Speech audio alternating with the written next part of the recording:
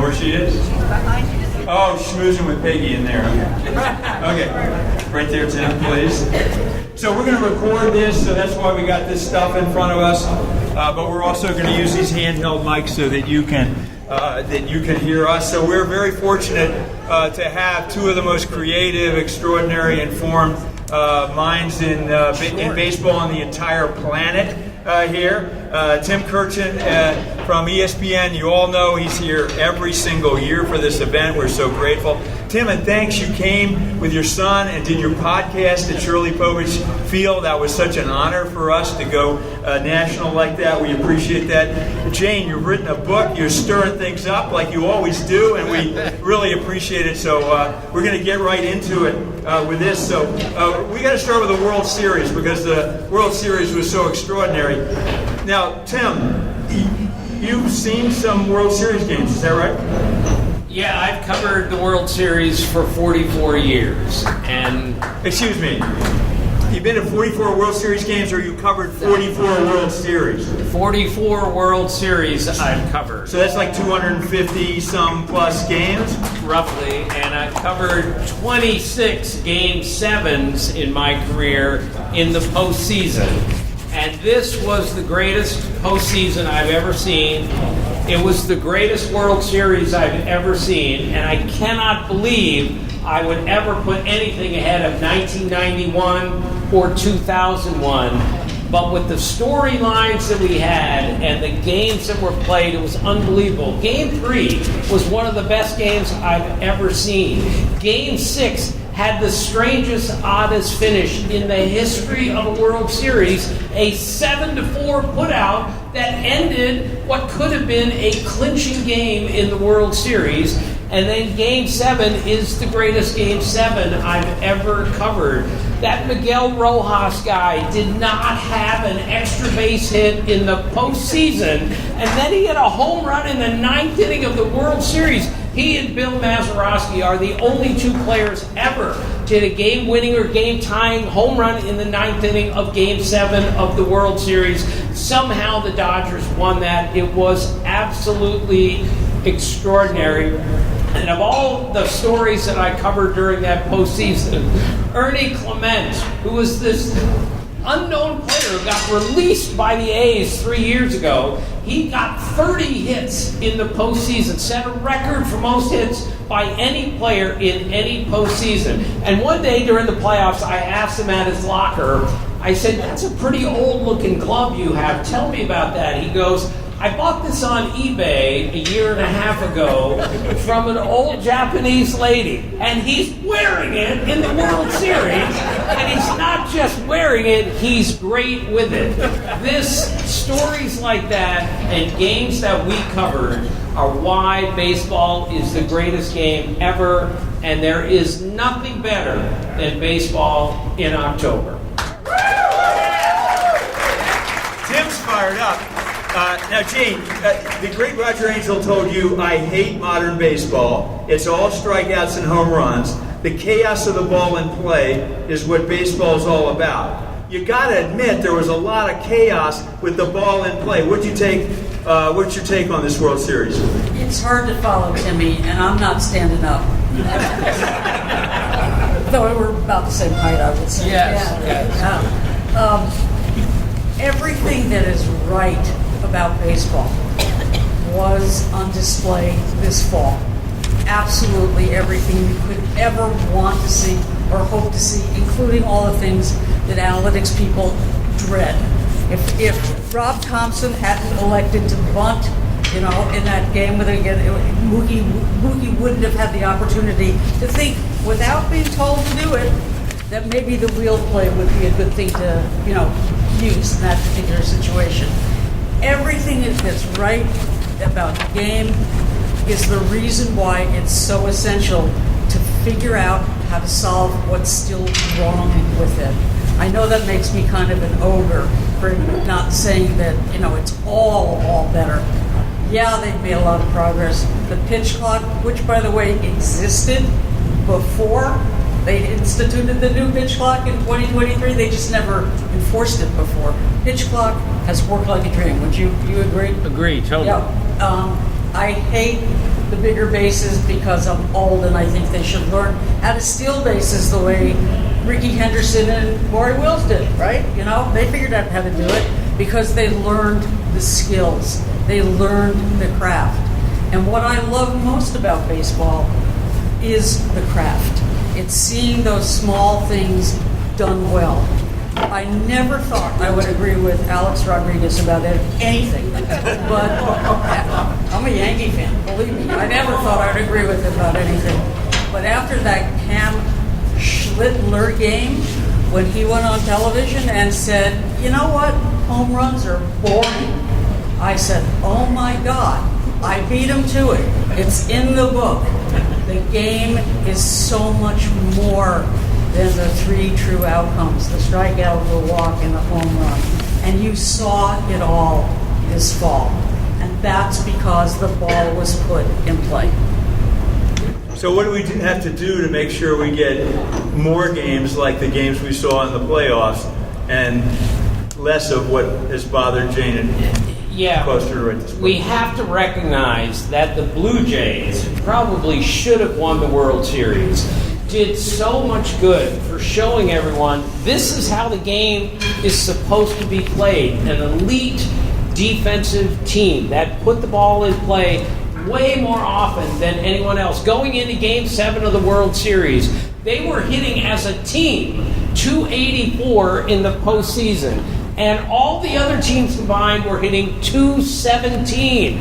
They showed everyone, if you play the game like this, you have a chance to beat a team that has ultimately better players than you do. So we need to follow the blueprint of the Blue Jays and recognize this is where the game needs to go if it's going to get to where we need it to go.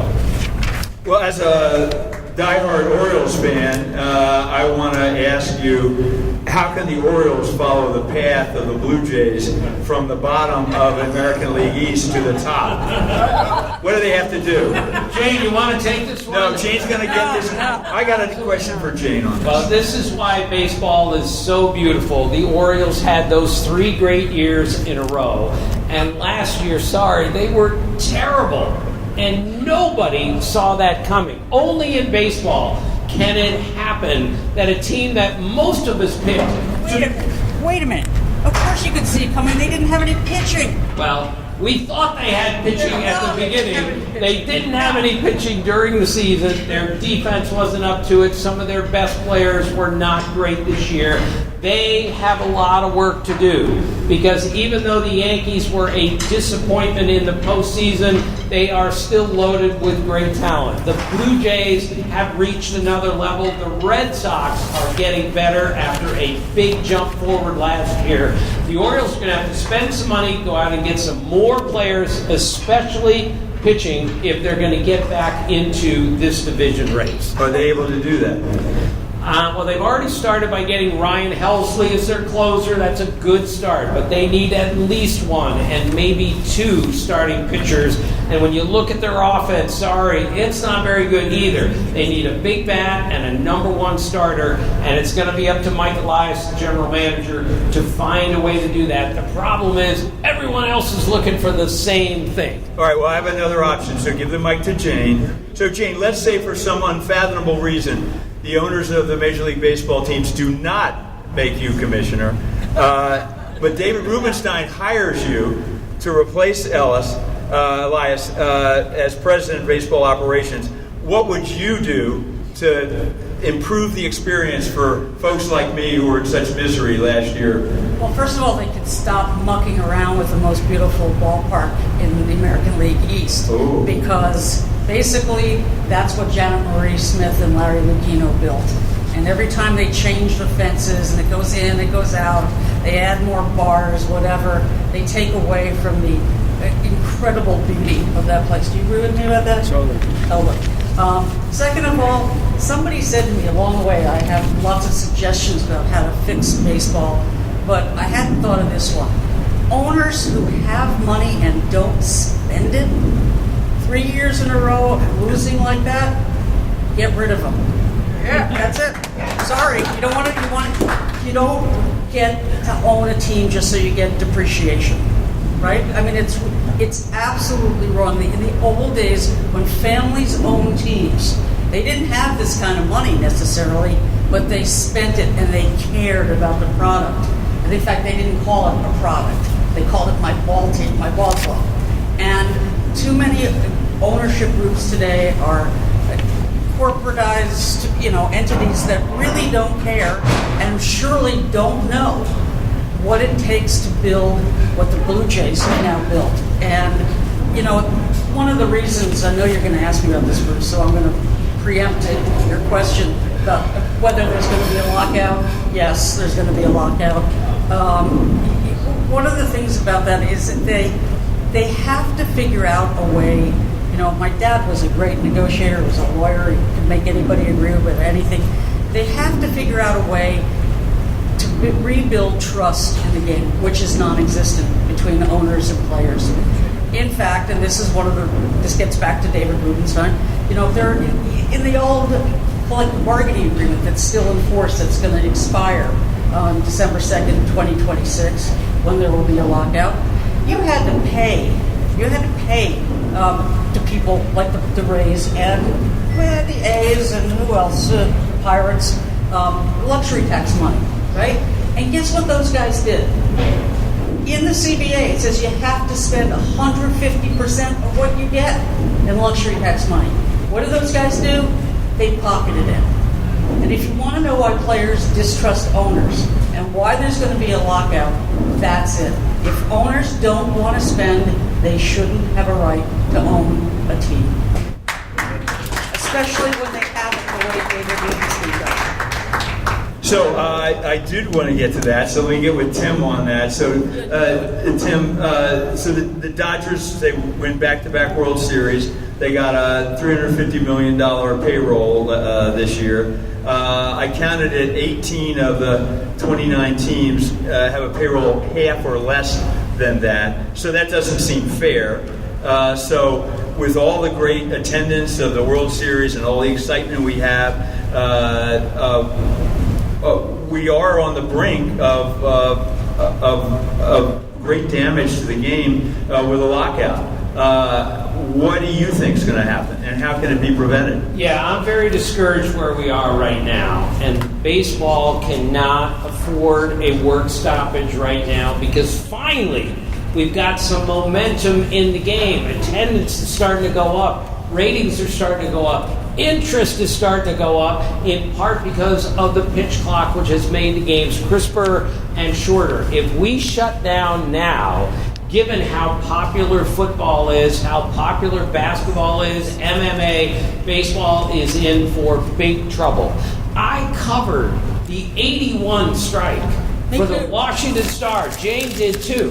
That was all about a salary cap, and here it is 44 years later, and we're still talking about getting a salary cap. The union is not going to accept the salary cap. We have to find another way to get around that, and right now, as Jane said, the distrust between the two sides is as great as I have ever seen it, and I've seen some nasty negotiations.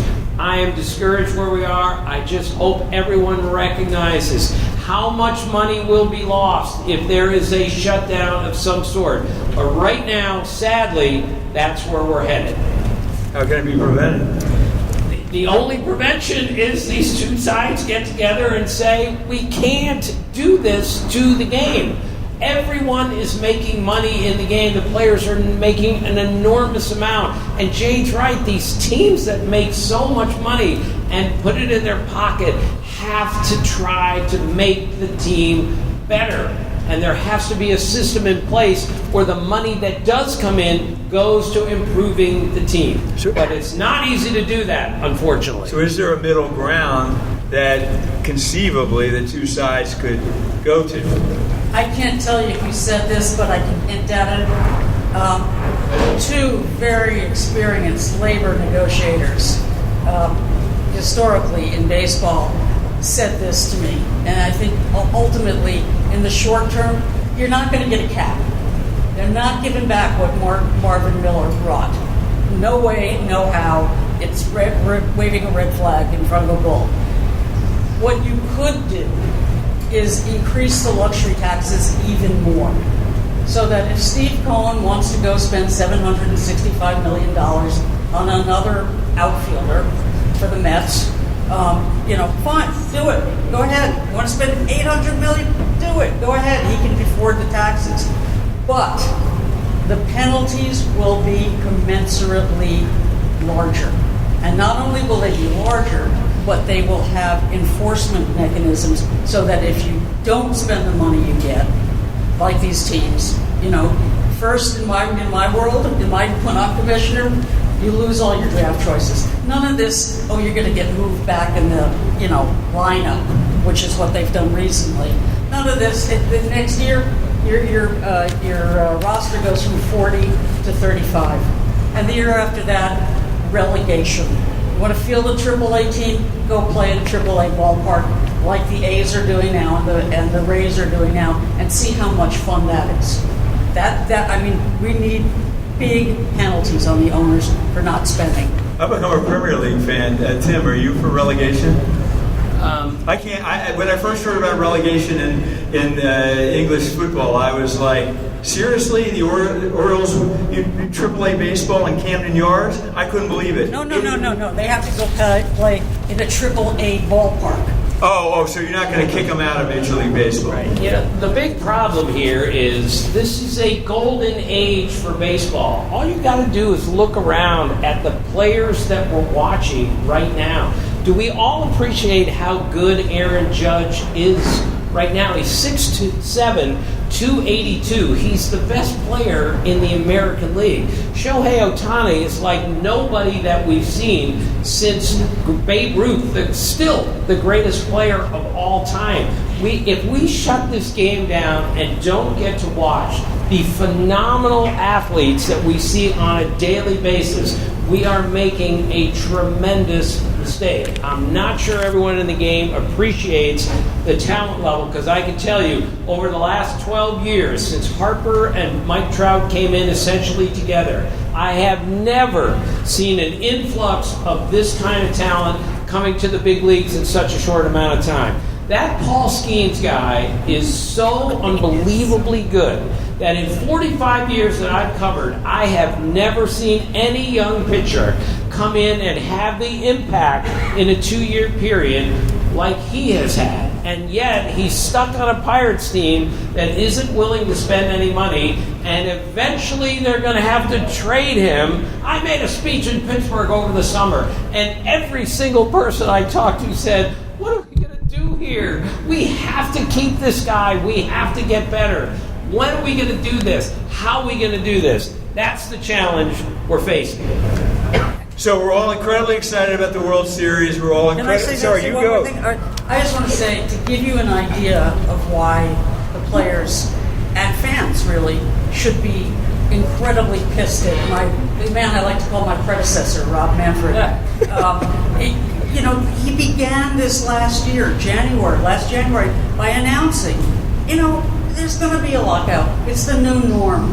And really, it's not so bad. It's more like using a .22 rather than a nuclear weapon. I don't understand how in God's green earth that is the way to sell anything.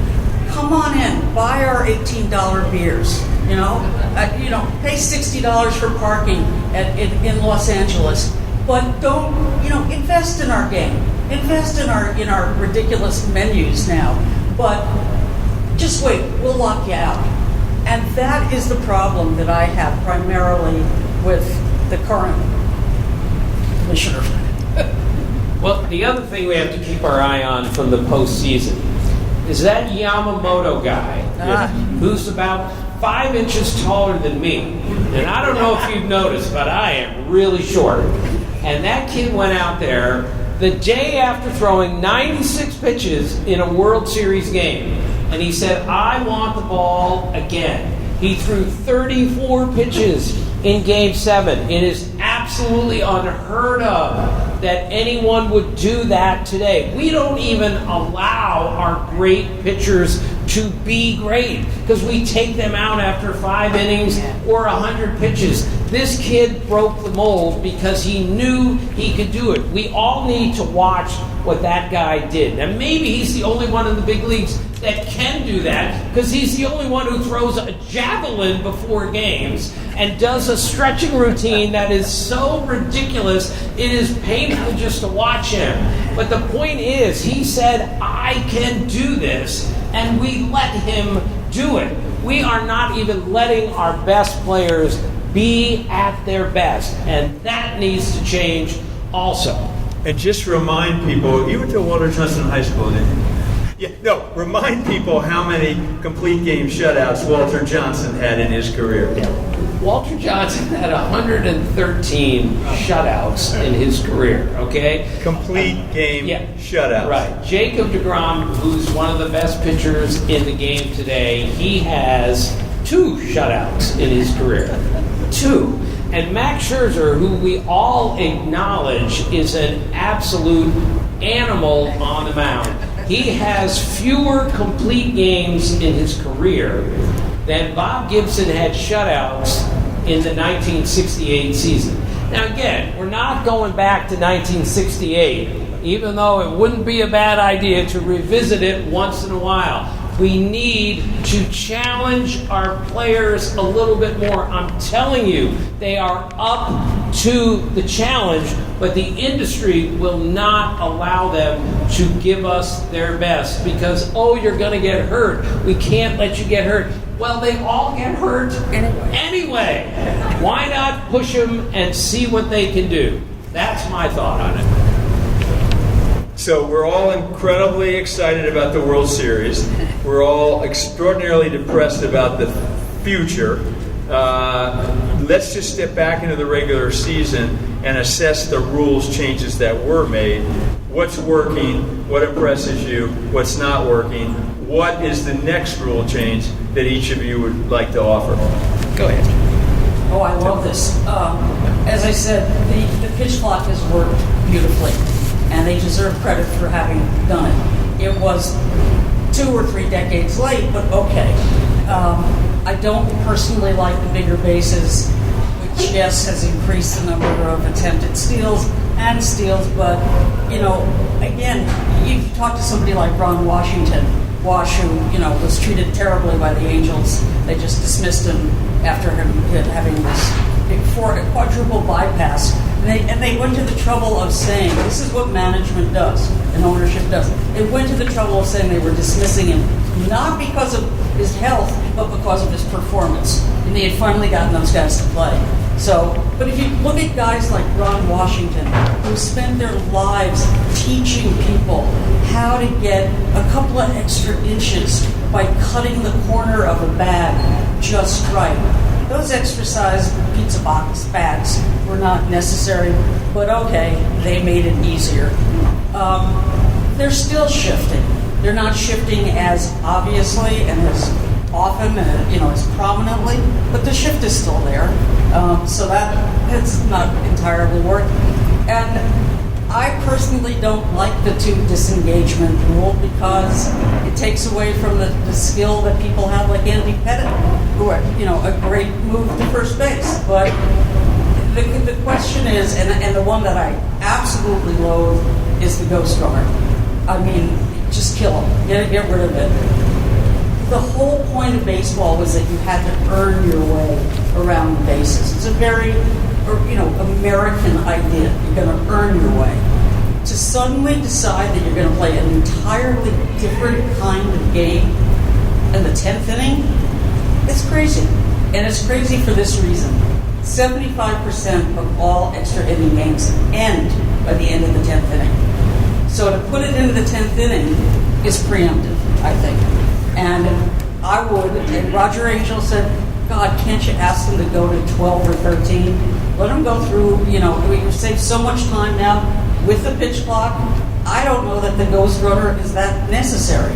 I understand about the travel and, how difficult and taxing that is, but the games are shorter enough to get rid of the ghost runner for at least another couple of innings and let games end the way baseball games. What's your take on that, Tim? I totally agree about the Ghost Runner. I hate the idea. 30 years ago, Pedro Martinez pitched a 9-inning perfect game, and the score was tied after 9 innings. And he went out there in the 10th inning, he gave up a hit, and then they took him out of the game. Imagine today, Pedro Martinez, someone like him, Paul Skeens, has a perfect game through 9 innings, and it's scoreless. And they put a base runner in second base. First guy bunts him over, next guy hits a fly ball, scores a run, and the next guy strikes out. Paul Skeens will have faced 30 batters, retired all 30 of them, gotten credit for a loss, and would not get credit for a perfect game. Now, what are the chances of this happening? Pretty unlikely, but this is another reason why we have to get rid of the Ghost Runner at second. This is what we used to do when we were 10 years old playing pickup baseball. Pitcher's hand, right field's closed, Ghost Runner. Now we're using it in the big leagues. I'm sorry, and you know what it does too often? It shows how bad our hitters are at hitting a ground ball to the right side and advancing that man to third, and the next guy hits a fly ball to get him in. We need to get rid of this before we do anything else. So that seemed like agreement. So we've got 2 circuit court judges in the house, so I think we need to hear what you want to do with umpires calling balls and strikes. Well, as you all know, they've decided to use a challenge system in Major League Baseball starting next spring. They may not all know that. Oh, okay. Explain So that. It's taken them, they've been working on this for years, and certainly first started testing it in minor leagues in 2019. I was in the Arizona League, where famously Jason Hayward's brother had a run-in with the robot umpire and cursed out the robot umpire, and the human umpire called him out, threw him out of the game. So that's another prospect that I'm looking forward to. So they've now agreed that they're putting in this robo-ump who is going to be sort of theoretically looking over the shoulder of the human umpire. And if players feel that there's been an egregious call, they can contest it. They have 2 challenges per game, but if their challenge is upheld, they don't lose a challenge, so in effect it's more challenges. I find this lovely, that in this high-tech world where it's taken them so long to figure out what the strike zone should be and how to measure, how to create a strike zone that's theoretical in space. And I mean, the technology is amazing. The way for signaling that you're challenging is to pat yourself on the head. So it's a wonderful contrast in old and new. I think the challenge system is a reasonable compromise. I don't really have a problem with it. You saw that game in the San Diego Padres went nuts, and it was a really bad call, and they had every reason to be pissed off. Those happen. But the fact is, and I think you probably agree, umpiring is better now than it's ever been, in part because of the technology that's already in use. So, okay with the challenge system. If it goes further than that, I'm out. Tim. Yeah, I'm out too, and I umpired 1 million games at Shirley Povich Field when it was Cabin John Regional when I was a kid. And I can tell you, it's a way harder job than people think it is. The umpires do a way better job than people understand. With all due respect to everyone in the room, maybe there's a handful of people in this room who could last 5 pitches behind home plate in a major league game before saying, "Get me out of here. This is too dangerous. This is too scary." And imagine you being at work and there is a diagram above your desk that every time you have a typo in something that you're writing, somebody points out, "Hey, that's wrong." The people at home have a better look at the strike zone than the guy who's standing 2 feet away from it. So I think the challenge system is worth a try. But when we go too far and say, let's just get rid of the umpires, we are making a massive mistake. A, they're way better than we think they are, and too much technology is going to lead to a lot more problems. I really belive that. One other thing, They have a mathematical way of discerning what's a strike and a ball coming up for the robo, and it's not the same as what's in the rule book currently. So, and I don't know, is it 52.5% or 53.5% at the top of a player that's now the upper limit? Well, is an umpire supposed to sit there and say what's 53.3% of Giancarlo Stanton? I mean, it's A lot. It's a lot, but it's a lot to ask of the umpires too. All right, I got two quick questions, and then we'll see if I've got one or two. There are one or two of you who want to ask a question. Come up here, please. So these are just quick. You can wave a magic wand and add somebody to the Baseball Hall of Fame. Who would it be? Well, we're having a vote right now. It must have been announced. Jeff Kent in the Hall of Fame today? Oh. Is that right? I voted for Jeff Kent every year that he was on the ballot, and he made the. Well, I hope Brian's right about this, but there are a lot of guys who I think should be in the Hall of Fame. And Carlos Delgado, who was on the ballot today, is one of those guys. He had a .929 on-base percentage, OPS. He had 473 homers, 1,512 RBIs, and only 14 guys in history have ever touched those. So of the 8 guys that were on the ballot this year, I think he should be the one that's in. That's my guess. Okay. Well, this will be ridiculed, no doubt. Roger Maris. I know he only had 2 great seasons, but the way we treat numbers and what counts and what doesn't count these days, and blacking old numbers and graying, and then there's the analytic ink.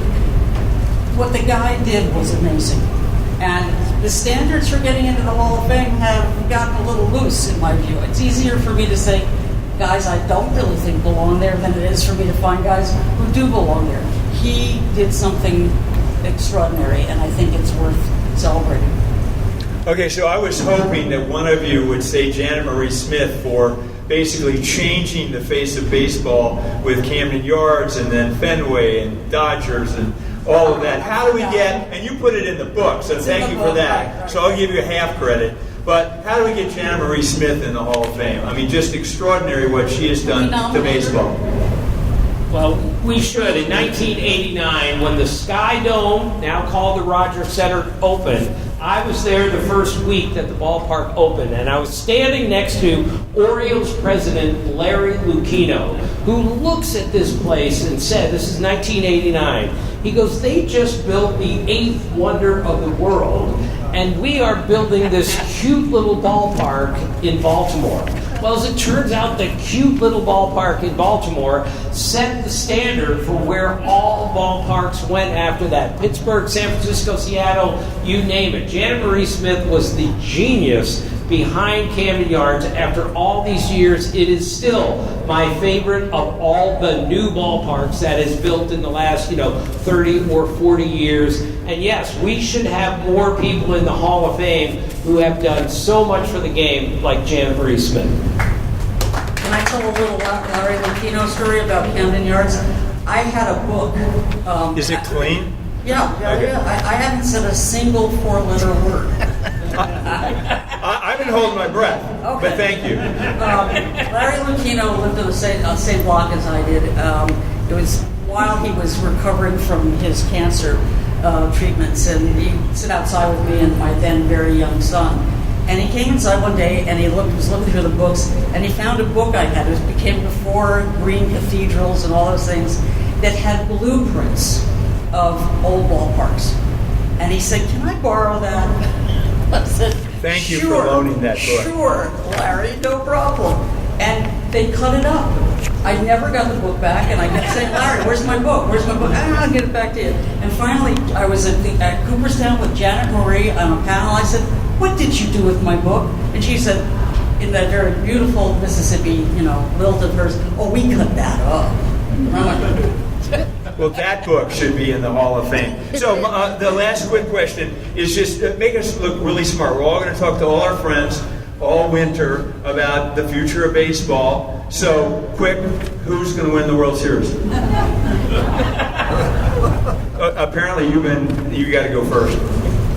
All right, I'll go Okay, first. Tim will go. Look, we have no idea who's going to win the World Tim, Series. that This doesn't is count. why baseball is the best. When Michael Jordan was in his prime, you kind of knew that the Bulls were going to win, and you always knew how the game was going to be played. Everything was going to go through number 23 because he was the best player on the court every single night. When the Warriors had Steph and KD and Klay Thompson, you kind of knew they were going to win, and you always knew how the game was going to be played because those guys touched it on every possession.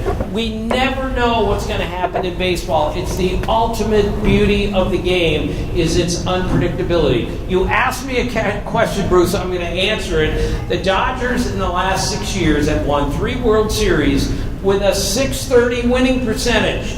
The last Major League team to win 3 championships in 6 years with a winning percentage that high was the 53 through 58 Yankees. This is a dynasty that the Dodgers are building. And in an era where we don't have enough starting pitching, they have 6 of them who are all-star caliber. Unless they fall on their face, I think they're the favorites to win the World Series next year. Jane. Can I say it won't be the Yankees? And that Brian Cashman should be fired? I mean, we all agree about that. You like to make friends, don't you? I'm telling you what I think. I don't think it's going to be the O's. That's I don't why think it's we going to be the appreciate you. Nationals either. I mean, I think Tim's right. You know, it is, and we were talking about this a little bit before. It's not just that they have more money than anybody else, which they do. It's that they actually spend it wisely. And there's a lot of places that have a lot of money and don't spend it wisely. And you look back later and go, they did what? They gave that much money to him? And you don't end up saying that about the Dodgers. They spend it well. They spend it well. All right, so the quick answers to my short questions have now eliminated the ability to let the audience ask any more questions. But we do have, now you've seen Jane in action, we do have a few more books. If anybody would like to buy a book and make your friends incredibly happy over the holidays. But thank you to Jane and Tim for an extraordinary conversation. Wild applause. Thank you all. There are 176 days until opening day of Big Train Baseball. So it is the 250th anniversary of Montgomery County in 2026. So we're going to celebrate the nation's and the county's birthday starting on Tuesday, June 2nd. Put that on your calendar to start this celebration. So thanks for being here. Enjoy the holidays. I don't know if there are any beanbag cookies left, but there are a few more books. Jane, if you give us 5 more minutes and maybe sign a few books. Don't trample everybody going over there to get our autograph. Thank you, Tim. Thank you, Jane. Thank you, everybody. There's a big tray of desserts and take a sandwich. How about you move the cookies toward where people are moving on their way out? Thank you all for your support of Big Train Baseball and service.